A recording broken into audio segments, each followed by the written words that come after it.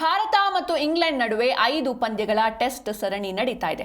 July 14 ಅಂದ್ರೆ ನಿನ್ನೆ ಲಂಡನ್ನ ಲಾರ್ಡ್ಸ್ ಕ್ರೀಡಾಂಗಣದಲ್ಲಿ ನಡೆದ ಆಂಡರ್ಸನ್ ತೆಂಡೂಲ್ಕರ್ ಟ್ರೋಫಿಯ 3ನೇ ಪಂದ್ಯ ಕೊನೆಗೊಂಡಿತ್ತು. ಈ ಪಂದ್ಯದಲ್ಲಿ ಇಂಗ್ಲೆಂಡ್ ತಂಡ ಗೆದ್ದು ಸರಣಿಯಲ್ಲಿ 2-1 ಮುನ್ನಡೆ ಸಾಧಿಸಿದೆ. ಒಂದು ರೀತಿಯಲ್ಲಿ ಕೊನೆಯ ಕೆಲವು ಕ್ಷಣಗಳಲ್ಲಿ ಟೀಂ ಇಂಡಿಯಾ ಹೋರಾಡಿ ಪಂದ್ಯವನ್ನ ಸೋತಿತು.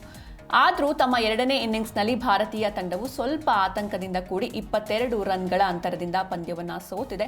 ಸರಣಿಯ 4ನೇ ಪಂದ್ಯವು ಈಗ ಜುಲೈ 23ರಿಂದ ಮ್ಯಾಂಚೆಸ್ಟರ್ನಲ್ಲಿ ನಡೆಯಲಿದೆ. ಈ ಪಂದ್ಯದ ಹೀರೋ ಇಂಗ್ಲೆಂಡ್ ಪರ ಜೋ ರೂಟ್ ಅವರು ಮೊದಲ ಇನ್ನಿಂಗ್ಸ್ನಲ್ಲಿ ಶತಕ ಮತ್ತು ಎರಡನೇ ಇನ್ನಿಂಗ್ಸ್ನಲ್ಲಿ 40 ರನ್ ಗಳಿಸಿದ್ರು.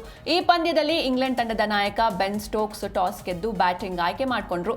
ಇಂಗ್ಲೆಂಡ್ ತಂಡವು ತನ್ನ ಮೊದಲ ಇನ್ನಿಂಗ್ಸ್ನಲ್ಲಿ ಜೋ ರೂಟ್ ಅವರ ಶತಕ, ಜೇಮಿ ಸ್ಮಿತ್ ಅವರ ಅರ್ಧ ಶತಕ ಮತ್ತು ಓಲಿ ಪೋಪ್ ಮತ್ತು ಬೆನ್ ಸ್ಟೋಕ್ಸ್ ಅವರ 44 ರನ್ಗಳ ನೆರವಿನಿಂದ 387 ರನ್ ಗಳಿಸುವಲ್ಲಿ ಯಶಸ್ವಿಯಾಯಿತು.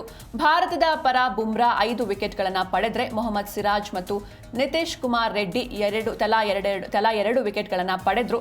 ಇನ್ನು ರವೀಂದ್ರ ಜಡೇಜಾ ಪಂದ್ಯವನ್ನ ಗೆಲ್ಲಿಸಲು ರವೀಂದ್ರ ಜಡೇಜಾ ಏಕಾಂಗಿಯಾಗಿ ಹೋರಾಟವನ್ನ ನಡೆಸಿದ್ರು.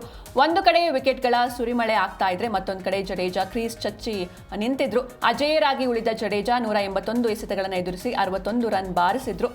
ಶೋಯಬ್ ಬಶೀರ್ ಎಸೆತಕ್ಕೆ ಸಿರಾಜ್ ವಿಕೆಟ್ ಒಪ್ಪಿಸುವ ಮೂಲಕ ಭಾರತ 22 ರನ್ಗಳ ಸೋಲನ್ನು ಅನುಭವಿಸಿದೆ.